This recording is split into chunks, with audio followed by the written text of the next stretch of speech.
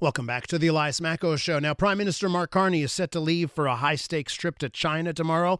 It's the first visit to China by a Canadian Prime Minister in nearly a decade. The 5-day visit aims to strengthen ties on trade, energy, agriculture, and security as Ottawa looks to diversify its economic partners beyond the United States and mend years of strained relations with Beijing. Tough issues on the agenda range from tariffs on Canadian canola and electric vehicles to concerns about human rights and economic coercion. Is it a good idea for Prime Minister Mark Carney to go and speak with the Asian superpower? Let's find out more. Charles Burton's with us. He's a former diplomat at Canada's embassy in Beijing, also author of the book, The Beaver and the Dragon, How China Outmaneuvered Canada's Diplomacy, Security, and Sovereignty. Charles, welcome to the program.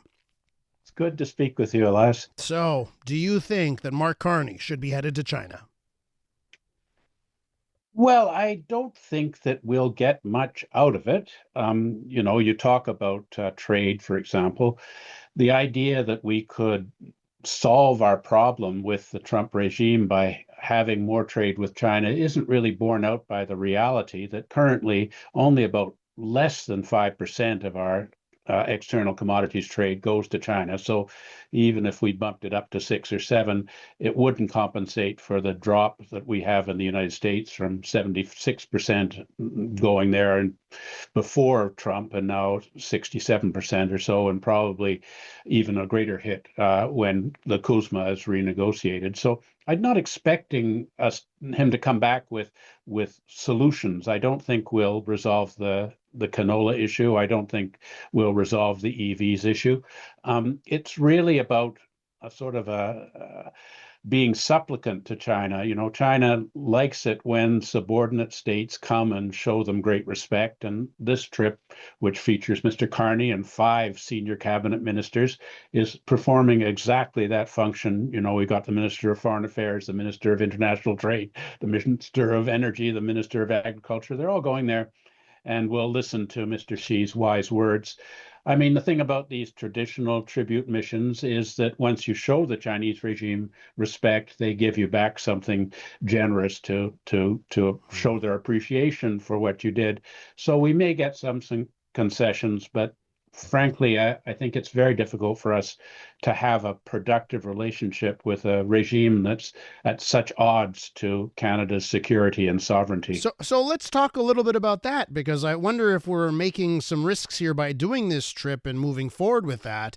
If we're risking the U.S. relationship. And I know that's already frayed. We know what's happening between the United States and Canada. But clearly, when you listen to the U.S. administration, they're so focused on China and Russia and their growing influence around the world. So how do you view that aspect here?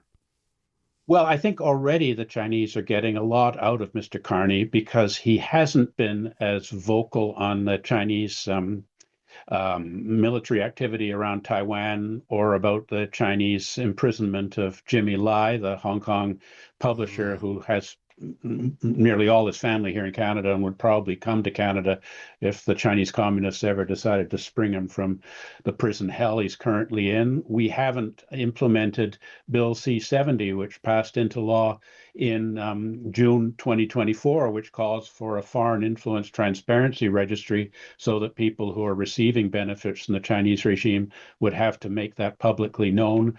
We haven't expelled agents of espionage, and we haven't acted on the Ogg Commission on Foreign Influence, which showed that there's a lot of Chinese subversion of senior policymakers and harassment of Canadians of Chinese origin in our country. Nothing has happened. So the Chinese are feeling good about Canada.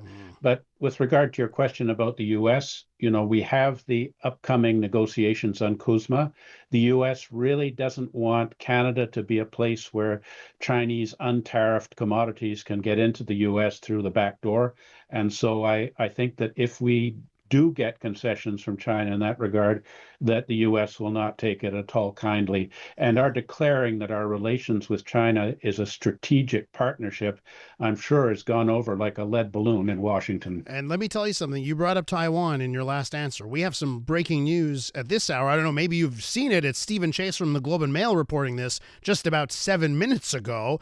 The two Liberal MPs are cutting short their current trip to Taiwan so that there is no overlap between Mark Carney's trip to China and these Canadian MPs being in Taiwan at the same time. It's Helena Jacek, I hope I'm saying that right, and Marie-France Lalonde are the MPs from the Liberals that are currently in Taiwan. So it certainly seems, Charles, that there's a lot of things at play here in this relationship.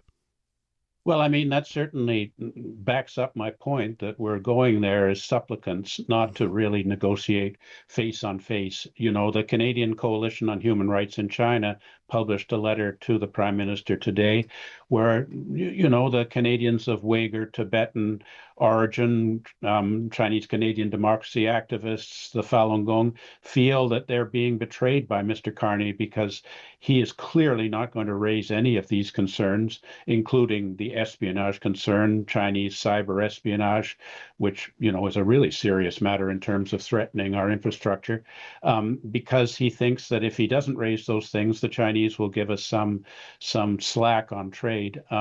I don't agree with this approach. I think we gain more respect with the Chinese regime if we're more upfront and honest, and certainly we should be supporting democratic Taiwan, and withdrawing those MPs sends out a signal that I don't like to see. Is it fair to say that China is guilty of the things some people like to accuse the United States of? You know, treatment of minorities, how they've treated other territories like Hong Kong, their sights on Taiwan. Is that fair to say that we're getting into bed with a country that's guilty of things we like to accuse the Americans of? Well, I mean, China has geostrategic interests in Canada and a very large diplomatic cohort, of which we estimate 70% of them are not engaged in legitimate diplomatic activities. So, you know, the U.S. wants to turn us into the 51st state. China would like to gain influence over Canada and our politicians and our policies to further their overall rivalry with the U.S.